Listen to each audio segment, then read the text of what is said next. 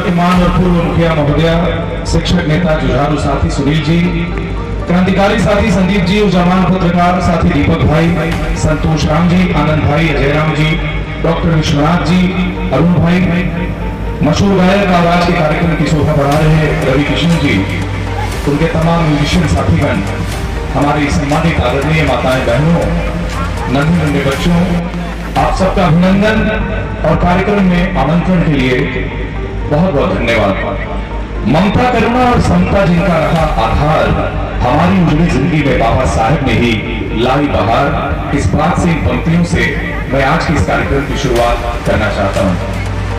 कहते हैं कि एकला चलो एक बहुत बड़ी, बहुत मजबूत लाइन है कि जब आप अकेले चलते हैं तो कारवां बनता है। आज इस कार्यक्रम में संख्या भले ही लोगों की नहीं है, लेकिन जो लोग यहाँ जमा है, हमारी माताएं बहनें, हमारे युवा साथी, हमारे गार्जियन, यकीन मानिए आपके दिल में वो जज्बात हैं, वो क्रांतिकारी विचार आपके दिमाग में है जिसने आपको यहाँ पर खींच लाया।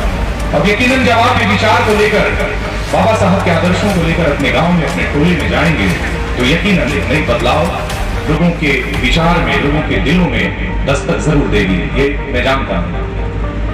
साथ ही साथ कई ऐसे हमारे अभिभावक हैं, साथी हैं जिन तक हमारे इस लाउड स्पीकर की आवाज पहुंच रही होगी। लोग सुन भी रहे होंगे कि आखिरकार बाबा साहब के आदर्शों पर चलने की बात क्यों हो रही है। आज 132वीं जयंती मना रहे हैं। आपको ये भी बता दें कि गर्व होगा आप लोगों को ये जानकर कि हमारे एक साथी हैं दिलीप मंडल जी, अभी वो अमेरिका में है और अमेरिका के तमाम बड़े शहरों में अम्बेडकर जी की जयंती मनाई जा रही है। अपने फेसबुक पे खोलिए और दिलीप मंडल का नाम सर्च कीजिए, आपको पता चलेगा कि दिलीप जी ने अमेरिका के तमाम बड़े शहरों में अम्बेडकर जी की प्रतिमा लगाकर वहां पर चल रहा है कार्यक्रम, कई दिनों से चल रहा है। तो मैं ये कहना चाहता हूं कि हम बाबा साहब को किसी सीमा में, किसी दायरे में नहीं बांध सकते। बाबा साहब के बारे में भले ही हमारे देश में बहुत कम बात कही गई, हमेशा इस देश में प्रतिभाओं को दबाया गया जिनके अंदर दम था, जिसने समाज को रास्ता दिखाने का काम किया। लंबी फेरिस्त ऐसे लोगों की जिन्होंने समाज को दिशा देने की कोशिश की और उनको जबरन मिट्टी में दबाने का काम किया। लेकिन क्या कहते हैं कि मिट्टी में जब बीज हम डालते हैं तो मिट्टी में बीज क्या होता है, बाहर निकल आता है, फूल बनकर, पौधा बनकर। वैसे ही महापुरुष हमारे इस देश में मिट्टी का, धरती का सीना फाड़ कर निकलते रहे, चाहे कितने भी जुल्म ढाए गए। तो मेरा कहना है, ज्यादा समय नहीं लूंगा, बहुत अच्छे हमारे सिंगर रवि किशन जी और इतनी अच्छी टीम है कि जन जागरूकता के गीत भी पेश करेंगे। हमारे रामजनन जी खुद अच्छा गाते हैं और जन जागरूकता के गीत भी पेश करेंगे। मैं कुछ मुख्य बातों पर आप लोगों का ध्यान आकृष्ट कराना चाहूंगा। एक बात आई थी कई कार्यक्रमों में कि अम्बेडकर जी की प्रतिमा छतरपुर में क्यों नहीं। मेरे दिमाग में ये बात पहले से चल रही थी कि छतरपुर में अम्बेडकर जी की प्रतिमा होनी चाहिए। इसके लिए हमें किसी के आदेश की जरूरत है क्या? जिसने इस देश का संविधान रचा, उसकी प्रतिमा की स्थापना के लिए हम आदेश लेंगे किसी से?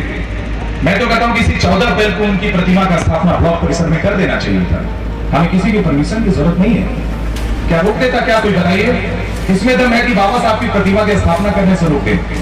तो ये हम आग्रह करेंगे और ये आह्वान भी करेंगे, क्या आगामी जो उनका निर्वाण दिवस है उस पर संकल्प लीजिए कि उनकी प्रतिमा का स्थापना हम लोग करते हैं ब्लॉक परिसर में, जहां पर जो हमारे क्रांतिकारी जो महापुरुष थे उनका जो शिलापट लगा उसके बगल में लगाते हैं रामजन्म जी।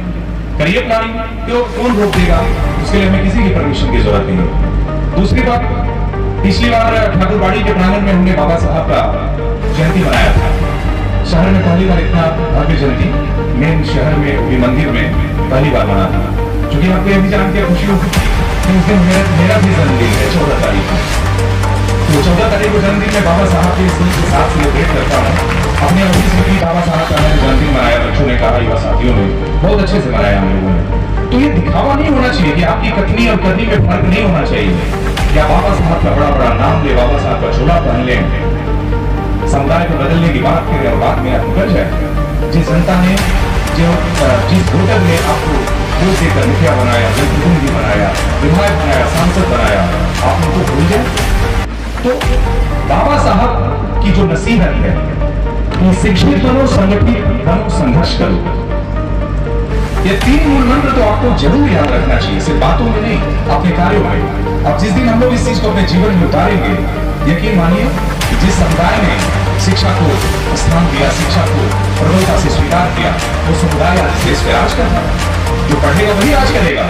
हम नहीं पढ़ रहे, हम नहीं राज कर रहे हैं, लेकिन हमारी संख्या धीरे धीरे बढ़ रही है। जब हम पढ़ेंगे तो हमें अधिकार का ज्ञान होगा। हम कंकड़ और शंकर में, विष और अमृत में फर्क करना सीखेंगे। क्या शिक्षा के बिना संभव है? क्या शिक्षा के बिना आप ये तय कर सकते हैं कि आपकी मुखिया कैसा हो, आपका विधायक कैसा हो, आपका सांसद कैसा हो, आपका प्रमुख कैसा हो? नहीं तय कर सकते। इसके लिए कसम खाइए कि बाबा साहब ने जो 3 सिद्धांत खास कर दिए, उनको अपने जीवन में अपनाइएगा। कम खाइए लेकिन बच्चों को पढ़ाइए, क्योंकि शिक्षा से बड़ा हथियार कोई है ही नहीं इस देश में, पूरी दुनिया में नहीं है। क्योंकि बाबा साहब ने यह भी कहा था कि शिक्षा वो शेरनी का दूध है, जो पिएगा वो दहाड़ेगा।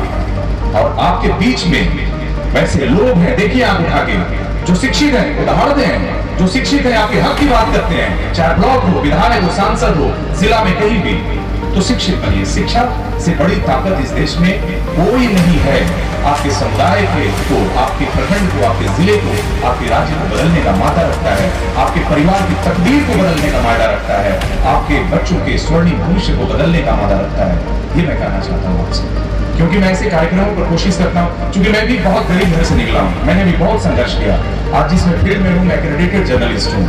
पलामू प्रमंडल के गिने चुने पत्रकारों को सरकार ने मान्यता दी है। मैंने भी बहुत संघर्ष किया है। मीडिया में भी कितने % ओबीसी, एसटी और आपका एससी है, गिने चुने उंगली पे गिन पाएंगे। वही हाल हमारे न्यायपालिका का है, वही हाल हमारी विधायिका का है, वही हाल हमारी कार्यपालिका का है। तो आप पढ़ेंगे तभी आप मेन स्ट्रीम में आ पाएंगे। आप पढ़ेंगे तभी आप अपने अधिकार को जान पाएंगे। आप पढ़ेंगे तभी क्या करेंगे? दहाड़ पाएंगे। तो मैं यही कहना चाहता हूँ आपसे। और अंतिम निवेदन यही है कि ऐसे कार्यक्रमों में सिर्फ कार्यक्रम को मनोरंजन के रूप में मत लीजिए।